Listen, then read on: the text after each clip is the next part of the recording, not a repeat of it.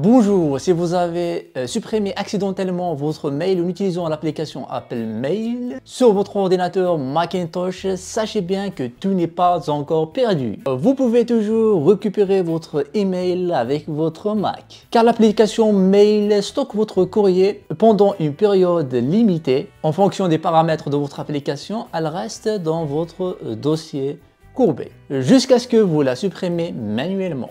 Une fois supprimée, là vous devez utiliser une application de récupération telle que le Time Machine d'Apple pour pouvoir la restaurer. Donc afin de pouvoir restaurer l'email, vous devez configurer préalablement le Time Machine. Donc après le pouce bleu, commençons par la première partie dans laquelle on va voir comment récupérer l'email sur Mac.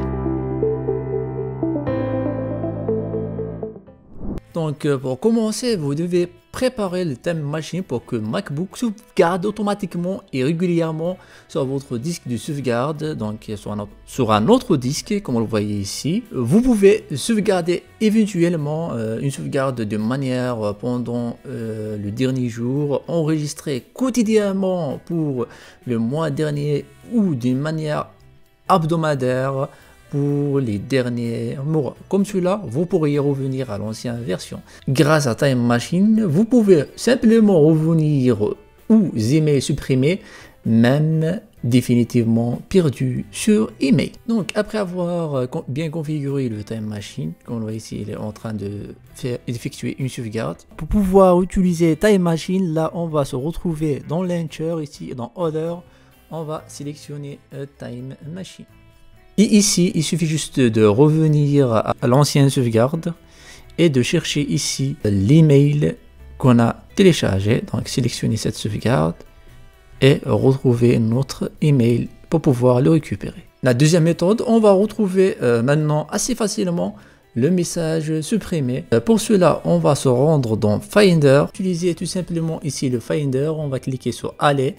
On va maintenir la touche option et elle va nous apparaître ici bibliothèque. Dans bibliothèque ici, on va taper ici mail. Et ici, on retrouve plusieurs dossiers et fichiers. Et on va chercher plus précisément le dossier appelé V2, dans lequel on retrouve toutes les boîtes aux lettres que vous avez configurées dans la messagerie de flux. Si vous utilisez mail pour RSS, ou de chercher d'autres dossier ici pour pouvoir retrouver vos emails. La deuxième partie maintenant, on va voir comment récupérer l'email si vous l'avez supprimé sur l'application Outlook. Donc pour pouvoir récupérer un courrier électronique toujours présent dans votre dossier éléments supprimé grâce à l'application Outlook Mail. Donc il suffit juste d'ouvrir l'application Outlook. Ici, comme vous le voyez par exemple, si je supprime ce mail là et que je voudrais récupérer, sachez que cette méthode peut fonctionner dans les 30 jours suivant leur suppression d'email. Après cette période, ça sera définitivement perdu. Donc, il vaut mieux l'utiliser le plus rapidement possible. Donc, se rendre directement dans les éléments supprimés et ici, vous allez retrouver les éléments que vous avez supprimés.